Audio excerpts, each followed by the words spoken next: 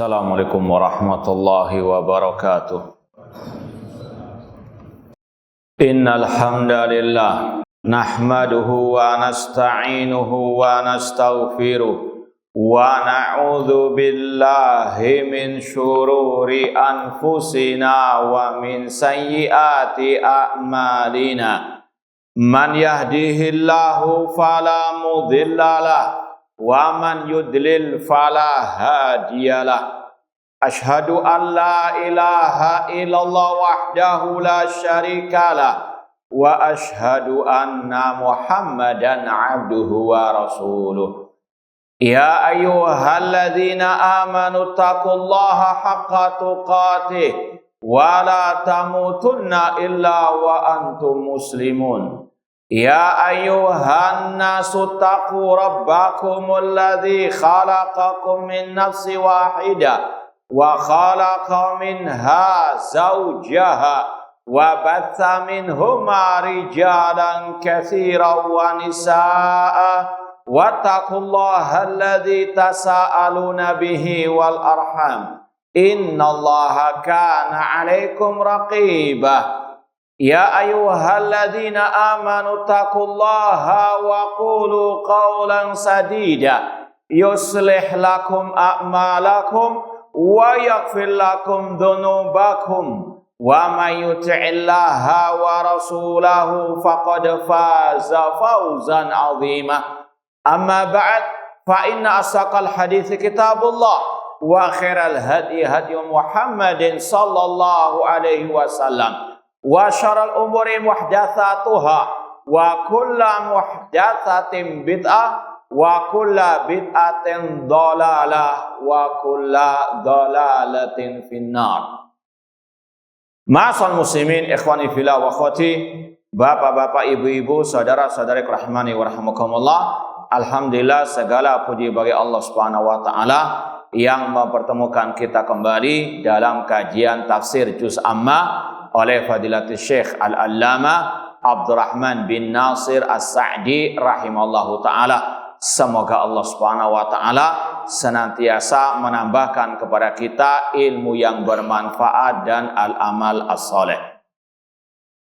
Kita masih dalam pembahasan surat Al-Lail, tepatnya pada firman Allah Subhanahu wa ta'ala, wa kadzdzaba bil husna, dan dia mendustakan al-husna, ya, ayat yang ke-9.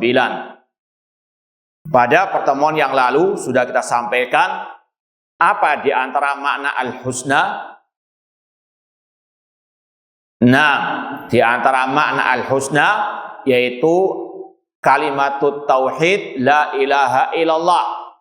Kalau golongan yang pertama, yang terbaik, mereka wasaddaqa bil husna, membenarkan kalimat tauhid la ilaha illallah, membenarkan, meyakini, mengimani bahwasanya tidak ada sesembahan yang hak kecuali Allah Subhanahu wa taala.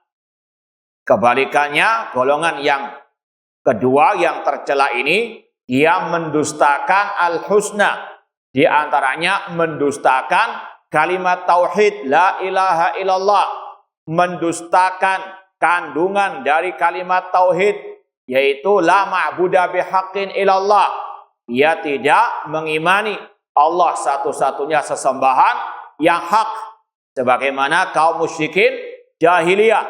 Meskipun mereka mengimani Allah yang menciptakan langit dan bumi, yang mengatur alam semesta, namun mereka tidak mengimani Allah satu-satunya sesembahan yang hak. Bahkan ketika Rasul mendakwai mereka, qulu la ilaha illallah tuflihu, katakanlah la ilaha illallah, kalian akan selamat, kalian akan berbahagia. Namun mereka menjawab, aja'alal alihata ilahan wahida inna hadza la syai'un ujab. Apakah Muhammad ingin menjadikan sesembahan yang banyak hanya satu sesembahan? Ini sesuatu yang aneh. Dan ini yang sudah kita sering sampaikan, Islam datang dalam keterasingan. Diasingkan dakwah tauhid oleh kaum musyrikin jahiliyah. Dan itulah yang dikatakan oleh Rasulullah SAW, badal Islamu ghariban wa sayudu ghariban kama bada'a fatubaril ghuraba. Islam datang dalam keterasingan dan akan kembali dalam keterasingan sebagaimana awal mulanya. Awal mula dakwah tauhid diasingkan. Sebagaimana ucapan orang musyrikin jahiliyah tadi, aja'alal alihatan ilahu wahida inna hada la syai'un ujab. Ini sesuatu yang aneh. Menyembah hanya kepada Allah semata dikatakan aneh. Demikian pula dakwah tauhid dianggap aneh oleh sebagian manusia, terutama dari kaum muslimin. Wa kadzdzaba bil husna, itu diantara makna al husna. Dan yang kedua juga diantara makna al husna, ini yang paling masyhur, yaitu mendustakan al jannah, mendustakan surga. Sebagaimana kaum musyrikin juga mereka mengingkari adanya hari kebangkitan. Wa ma yuhlikuna illa dahr.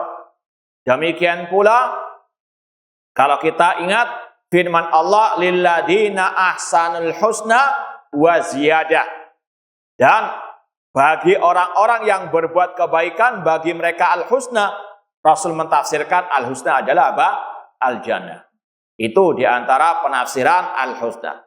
Dan kata Syekh, diantara penafsiran juga, ini yang lebih umum lagi, ai bima aujaballahu alal ibad atas diqabihi minal aqaidil hasanati. Dan golongan yang tercela ini adalah orang-orang yang mendustakan apa yang Allah wajibkan atas hamba-hambanya untuk membenarkannya dari pembahasan-pembahasan akidah yang benar, yang baik, yang sesuai dengan qala Allah wa qala ar-Rasul sallallahu alaihi wasallam. Seorang muslim apalagi dia telah mengikrarkan asyhadu anna Muhammadar Rasulullah, konsekuensinya tasdiquhu fima akhbara, membenarkan semua kabar berita dari Rasul sallallahu alaihi wasallam. Kalau dia mengimani Al-Quran, wajib dia mengimani sunnahnya Rasul sallallahu alaihi wasallam. Dan wajib baginya mengimani semua kabar berita di dalam Al-Quran dan sunnah Rasul sallallahu alaihi wasallam. Di antaranya mengimani 6 rukun iman, membenarkan 6 rukun al-iman. Mulai iman kepada Allah, tadi sudah dibahas salah satunya, mengimani kalimat tauhid la ilaha illallah, mengimani uluhiyah Allah Subhanahu wa taala. Ini kalau mau diulangi lagi pembahasan rukun iman, yang pertama iman kepada Allah mengandung pembahasan iman kepada wujudnya Allah. Mengimani rububiyah Allah, Allah yang menciptakan, mengatur, menguasai alam semesta. Kemudian mengimani uluhiyah Allah, Allah satu-satunya sesembahan yang hak. Demikian pula mengimani asma dan sifat Allah. Walillahil asmaul husna fad'uhu biha. Allah memiliki nama-nama yang paling baik, maka berdoalah kepada Allah dengan nama-nama tersebut. Ini adalah al-iman bi asma'illah, mengimani semua nama-nama Allah yang tercantum dalam Al-Quran maupun sunnah Rasulullah sallallahu alaihi wasallam. Demikian pula mengimani sifat-sifat Allah. Walillahil mathalul a'la. Allah memiliki sifat-sifat yang paling mulia, yang paling tinggi. Mengimani semua sifat yang ditetapkan oleh Allah di dalam Al-Quran dan sunnah Rasulullah sallallahu alaihi wasallam. Masuk akal, tidak masuk akal, wajib diimani selama tercantum, dijelaskan dalam Al-Quran dan sunnah Rasulullah SAW. Dan sifat Allah tidak terbatas dengan bilangan atau tidak boleh dibatasi dengan bilangan tertentu, karena hanya Allah yang tahu berapa sifat-sifatnya, sebagaimana nama-namanya. Sebagaimana dalam hadis riwayat Imam Ahmad dan yang lainnya, Rasulullah SAW pernah mengatakan, Allahumma inni as'aluka bikulli ismin walak sammaita bi nafsak au anzaltahu fi kitabik au 'allamtahu ahadan min khalqik au ista'sarta bi fi ilmil ghaibi indak.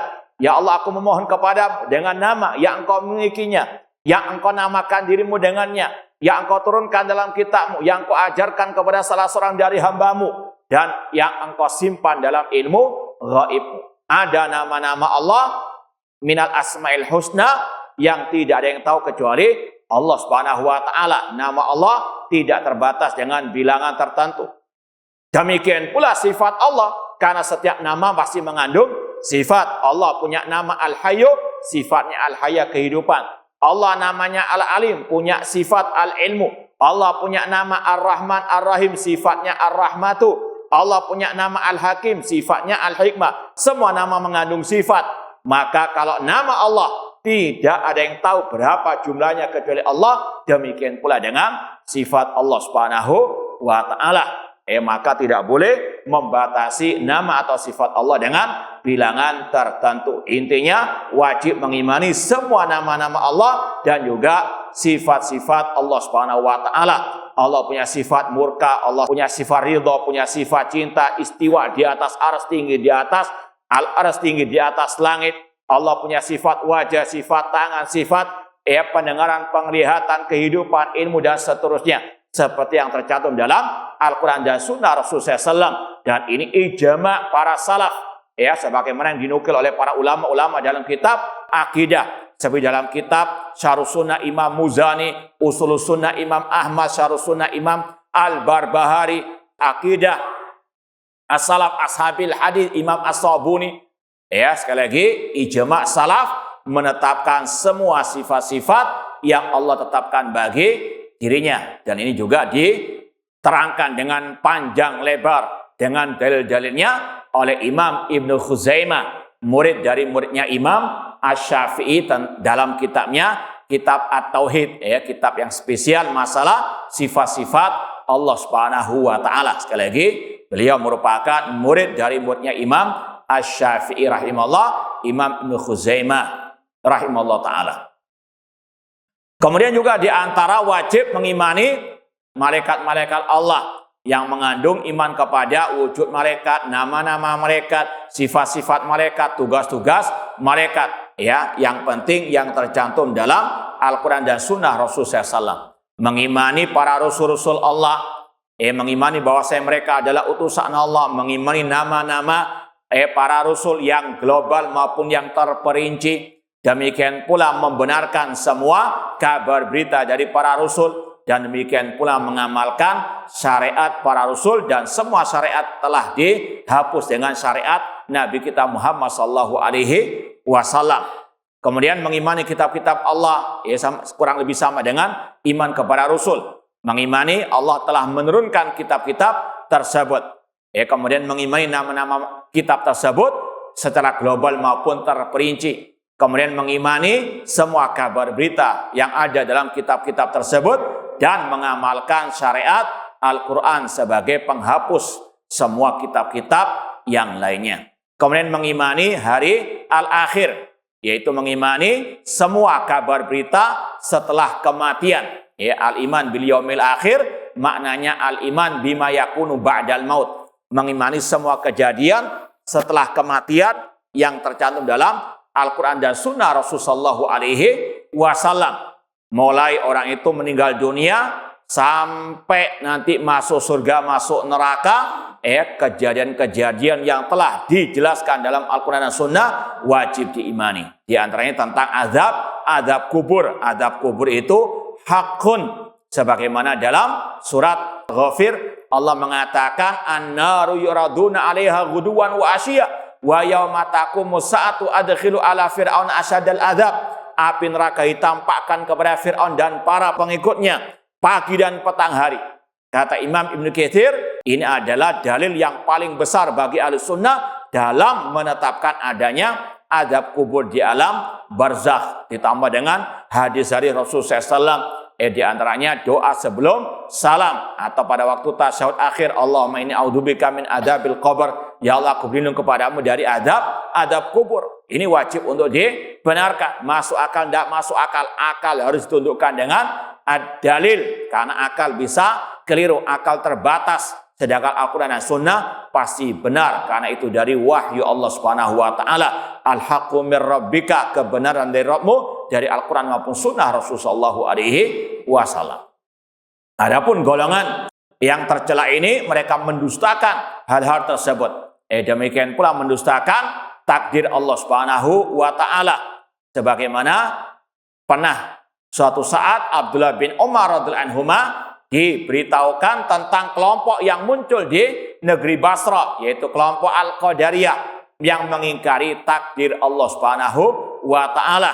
Maka beliau mengatakan, walladzi nafsi biyadihi law anna adahum anfaqa mithla udin dahaban ma qabilallah hatta yu'mina bil qadar. Seandainya salah seorang dari mereka menginfakkan 1 gunung Uhud emas, tidak akan Allah terima sampai dia beriman kepada takdir. Ini wa kadzdzaba bil husna, di antaranya mendustakan takdir Allah Subhanahu wa taala. Abdullah bin Abbas radhiyallahu anhu juga mengatakan al-qadar nizamut tauhid. Iman kepada takdir itu porosnya tauhid. Man wahadallah wa kadzdzaba bil qadar naqadha takdzibu tauhidahu. Barang siapa beriman kepada Allah namun dia mendustakan takdir, maka pendustaannya terhadap takdir tadi membatalkan tauhidnya. Maka harus komplit 6 rukun iman tersebut. Makanya kata Syekh, wa kadzdzaba bil husna, dia mendustakan al-husna. Ini berkaitan dengan semua kabar berita tentang al-aqidah yang dijelaskan dalam Al-Quran dan sunnah Rasulullah SAW. Maka apa akibatnya? Ini berkaitan juga dengan sebelumnya, wa amman bakhila wastaghna wa kadzdzaba bil husna fasanu yassiruhu lil usra. Barang siapa yang bakhil dan dia mencukupkan diri dengannya, tidak butuh kepada Allah, dan dia mendustakan al-husna dengan berbagai tafsirnya tadi, maka kata Allah, kami mudahkan dia kepada kesulitan. Kami mudahkan dia untuk menjalankan kesulitan.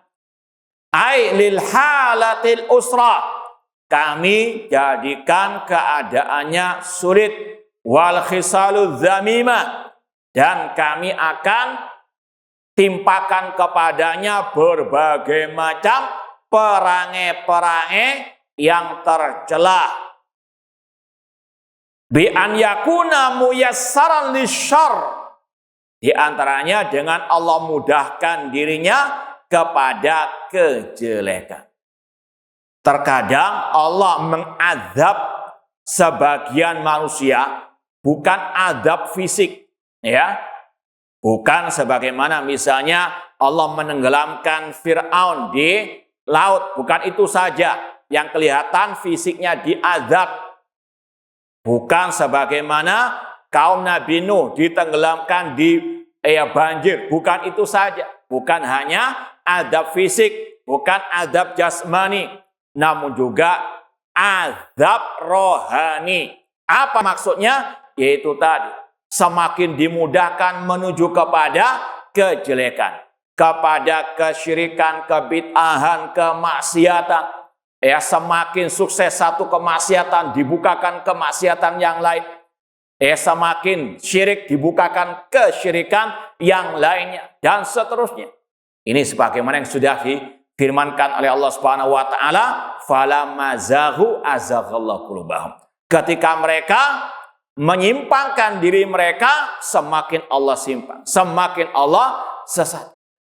Sekali lagi, jangan dikira azab hanya berupa jasmani saja, yang terlihat kasat mata saja, namun juga ada azab maknawi, yaitu disesatkan hatinya oleh Allah Subhanahu wa ta'ala. Mungkin dalam urusan dunia dia sukses menggapai kedudukan yang tinggi, jabatan yang tinggi, harta kekayaan, dan seterusnya. Namun hatinya disesatkan oleh Allah Subhanahu wa ta'ala. Inilah yang dinamakan dengan al-istidraj, sebagaimana dalam firman Allah, sanastadrijuhum min haitsu la ya'lamun. Kami berikan tenggang waktu, atau mungkin kalau diterjemahkan bebasnya, jebakan-jebakan untuknya. Nanti suatu saat azab Allah itu sangatlah amat pedih. bi an yakuna muyassaran lisyarr aina makana. Contoh misalnya, orang itu sudah tahu bahwasanya hanya Allah satu-satunya sesembahan yang hak. Ya, sudah disampaikan dakwah tauhid, makna la ilaha illallah ma'budu bihaqqin illallah. Ya, iyyaka na'budu wa iyyaka nasta'in, bahkan dia tiap salat membaca iyyaka na'budu wa iyyaka nasta'in. Namun dia masih menyembah selain Allah, minta-minta kepada wali yang telah mati misalnya. Minta kesembuhan, Allah sembuhkan dia. Hatinya apa? Semakin yakin yang menyembuhkan adalah wali yang mati tersebut. Atau datang kepada dukun, minta kesembuhan kepada dukun, Allah sembuhkan. Ya, Allah berikan tenggang waktu, padahal sudah tegak hujah baginya. Yang menyembuhkannya hanyalah Allah. Cuma tadi, semakin dia disembuhkan, semakin dia berbuat syirik kepada Allah Subhanahu wa taala. Ya, kemudian apa? Pindah dari satu sesembahan kepada sesembahan yang lainnya. Terus demikian. Ya, semakin dia berbuat syirik, semakin Allah berikan urusan-urusan dunianya. Untuk apa? Semakin dia terus menumpuk dosa dan suatu saat azab Allah pasti akan datang. Falamma nasu ma dzukiru bihi fatahna alim abwaaba kulli syai'. Ketika mereka sudah lupa tentang apa yang Allah peringatkan mereka kepadanya, fatahna alim abwaaba kulli syai'. Kami bukakan semua pintu-pintu urusan dunia. Ketika sudah sampai puncak kegembiraannya, akhadnahum baghtatan. Kami azab dengan tiba-tiba, faidahum mublisun. Mereka pun dalam keadaan putus asa dari rahmat Allah Subhanahu wa taala. Maka ma'asal muslimin, sesuatu yang sangat berharga dalam diri kita adalah al-aqidah as-sahihah. Kalau sudah menyimpang, semakin Allah jauhkan dari kebenaran, maka waman yudlil fala hadiyalah. Kalau sudah Allah sesatkan, tidak akan ada yang bisa memberikan hidayah kepadanya. Wa kana muqayyadan lahu af'alul ma'asi. Demikian pula satu kemaksiatan berhasil, misalnya pencuri berhasil mencuri, dia akan ketagihan, terus dibukakan.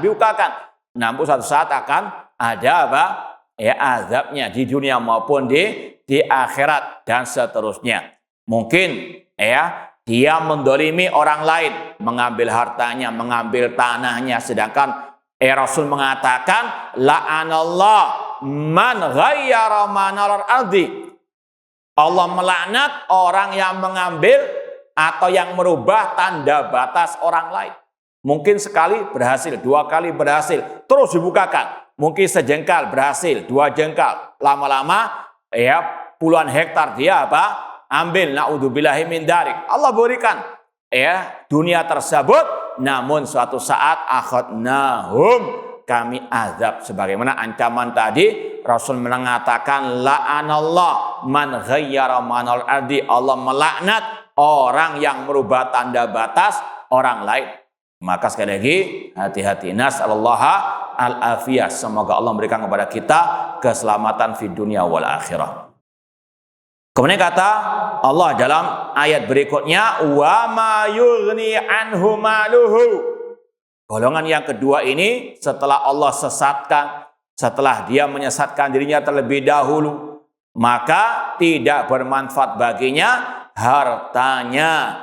Alladzi atgha wastaghna bihi wa bakhila bihi idza halaka wa mat. Itu orang-orang yang melampaui batas dan dia merasa cukup dengan dirinya sendiri, tidak butuh kepada Allah, dan dia bakhil dengan hartanya, dengan hidupnya tidak digunakan di jalan Allah Subhanahu wa taala, maka hartanya tersebut tidak bermanfaat baginya ketika dia sudah mati. Sebagaimana dalam Al-Quran, la yanfa'u malun wala banun illa man atallaha biqalbin salim. Tidak bermanfaat harta dan anak keturunan kecuali yang datang kepada Allah dengan hati yang selamat. Demikian pula ketika Allah menceritakan tentang ashabus shimal, orang-orang yang mengambil catatan amal di dunia, di akhirat dengan tangan kirinya. Ya, Allah mengatakan, wa amma man utiya kitabahu bishimali fayaqulu ya laitani lam uta kitabiyya wa lam adri ma hisabiyya ya laitaha kanatil qadiyya ma aghna anni maliya. Dia mengatakan hartaku tidak bermanfaat bagiku. Sekali lagi, ini orang-orang yang bakhil terhadap hartanya, tidak diinfakkan di jalan Allah Subhanahu wa taala, maka dia akan menyesalinya. Fa innahu la yashabul insana illa amalahu as-salih. Tidaklah yang menemani manusia di alam barzakh, di alam akhirat, kecuali amal solehnya. Hartanya yang mungkin triliunan, miliaran tidak bisa menemaninya. Ya, maka seorang muslim muslimah harus betul-betul menyiapkan diri dengan al-amal as-salih. Wa amma maluhu alladzi lam yukhrij minhu al-wajib fa innahu yakun wabalan alaih. Adapun hartanya yang tidak dia keluarkan darinya untuk yang wajib, maka itu akan menjadi bumerang atasnya. Ada infak yang wajib, ini sudah kita sampaikan, di antaranya misalnya kepala rumah tangga, hartanya wajib dikeluarkan untuk anak dan istrinya. Ya, sudah kita sampaikan berulang kali, seorang suami kepala rumah tangga tugasnya mencari nafkah. Wa bima anfaqu min amwalihim. Kalau sudah dapat, wajib diinfakkan untuk keluarganya. Meskipun ya sebagaimana dalam ayat tentang ciri ibadur rahman, wa idza anfaqu lam yusrifu wa lam yakturu wa kana baina dzalika qawama.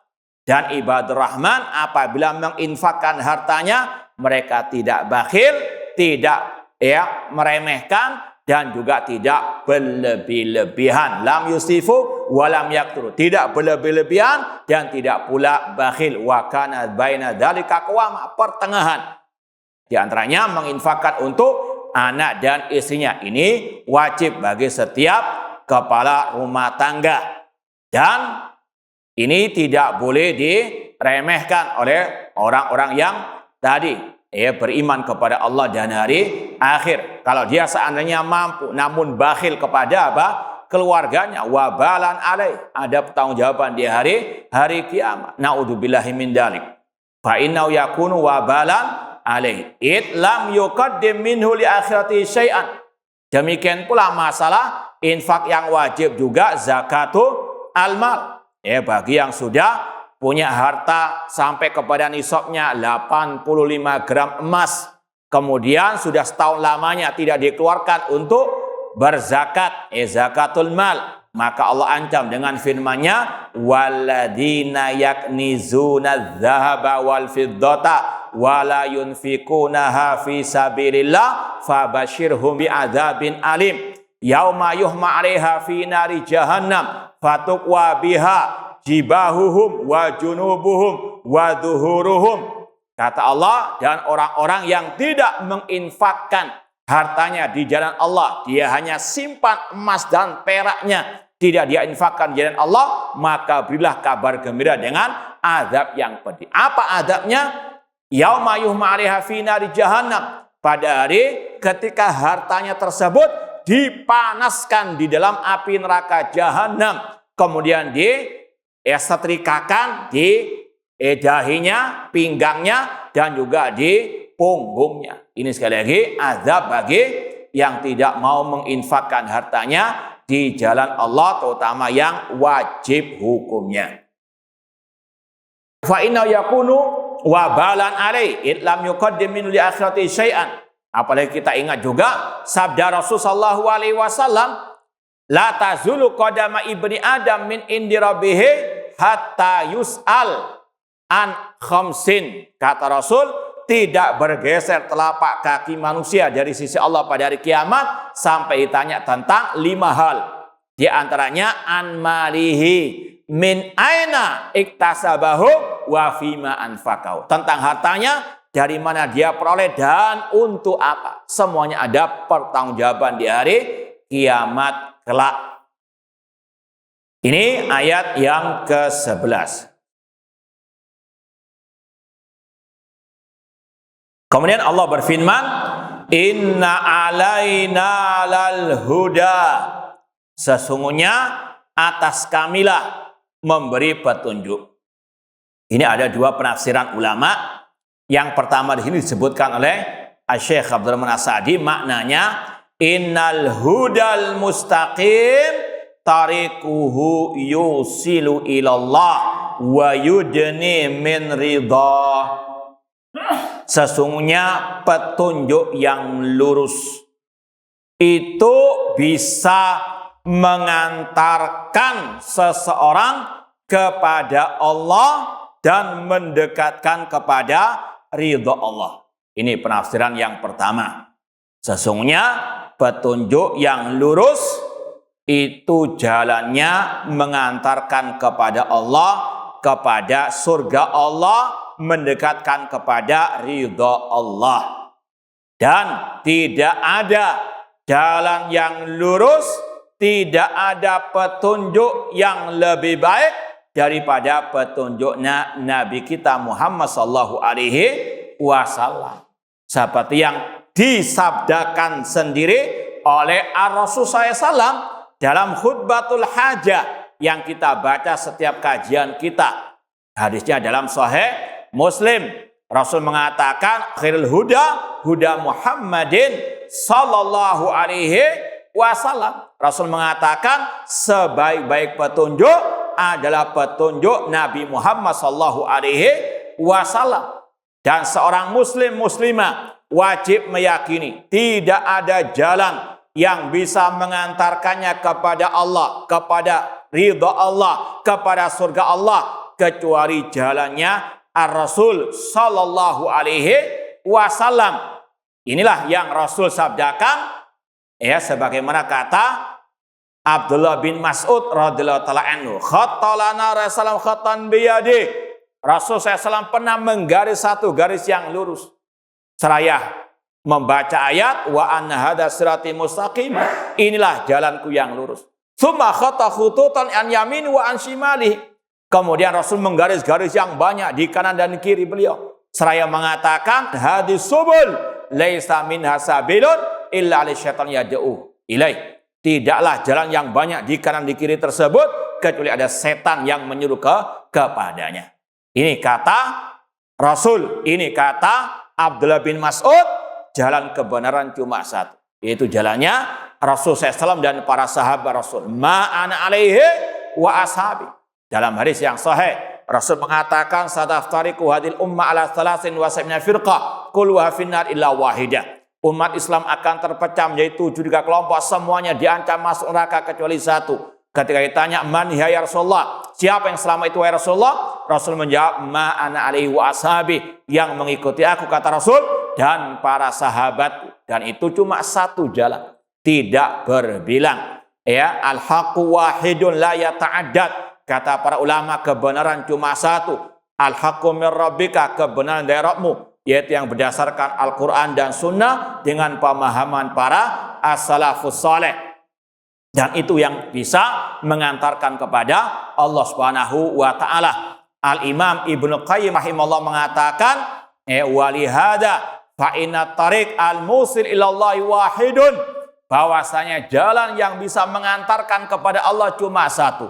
Wa huwa ma ba'atsallahu bi rusulahu wa anzala bihi kutubahu, yaitu jalan yang dengannya Allah mengutus para rasulnya, menurunkan kitab-kitabnya. Walau atan nas min kulli tariqin wastaftahu min kulli babin fatturuqu alaihi masduda wal abwab alaihi mughlaqah. Seandainya manusia mencari jalan-jalan yang lain selain jalannya Rasul, selain jalannya para sahabat untuk sampai kepada Allah, untuk sampai kepada surga Allah, maka semua jalan itu tertutup dan semua pintu telah terkunci. Illa min hadat tariqil wahid, kecuali dari jalan satu ini, yaitu tadi jalannya Rasul dan para sahabat Ar-Rasul sallallahu alaihi wasallam. Makanya Ad-da'wah as-salafiyah Ahlus Sunnah wal Jamaah selalu mengingatkan umat kembali kepada Al-Quran dan Sunnah dengan pemahaman para salafus soleh, pemahaman para sahabat, para tabi'in, tabi'ut tabi'in, dan para ulama-ulama yang mengikuti jejak mereka. Itulah at-tariqu al-mustaqim, as-siratul mustaqim, al-huda al-mustaqim, yang bisa mengantarkan kepada Allah, kepada ridha Allah, kepada surga Allah Subhanahu wa taala. Semoga Allah Subhanahu wa taala memasukkan kita ke dalam surganya kelak. Kata Syekh, ini tafsir yang pertama, sesungguhnya petunjuk yang lurus itu akan mengantarkan kepada Allah, mendekatkan kepada ridha Allah. Wa amad dalal, adapun kesesatan yang menyimpang dari jalan yang lurus seperti tadi. Kata Abdullah bin Mas'ud, Rasul menggaris-garis yang lurus. Ini yang bisa mengantarkan ke dalam surga. Sedangkan yang lain, ini akan mengantarkan ke dalam api neraka. Sebagaimana tadi 72 yang diancam masuk neraka. Rasul mengatakan, laisa min hasabil illa lisyaiton yad'u ilaih. Tidaklah jalan yang di kanan di kiri tersebut, yang banyak tersebut, kecuali ada setan yang menyeru kepadanya. Yang satu jalannya Allah, jalannya Rasul. Selain itu yang menyimpang di kanan dan di kiri, itu adalah jalan-jalannya asyaitan. Dan Allah berfirman, famadza ba'dal haqqi illa dhalal. Tidaklah setelah kebenaran kecuali kesesatan. Wajib seorang muslim muslimah memiliki prinsip yang menyelisih Al-Quran dan Sunnah dengan pemahaman para sahabat, itulah kesesatan. Wa amad dhalal, adapun kesesatan, yaitu tadi definisi kesesatan bukan yang enggak sesuai dengan selera kita. Kesesatan itu bukan ukurannya yang menyelisih mayoritas, bukan. Wa in tuti aktsara man fil ardi yudilluka an sabilillah. Jika engkau mengikuti, mentaati kebanyakan orang, mereka akan menyesatkanmu dari jalan Allah. Bahkan kata Allah di sini, justru mengikuti mayoritas itu menyesatkan.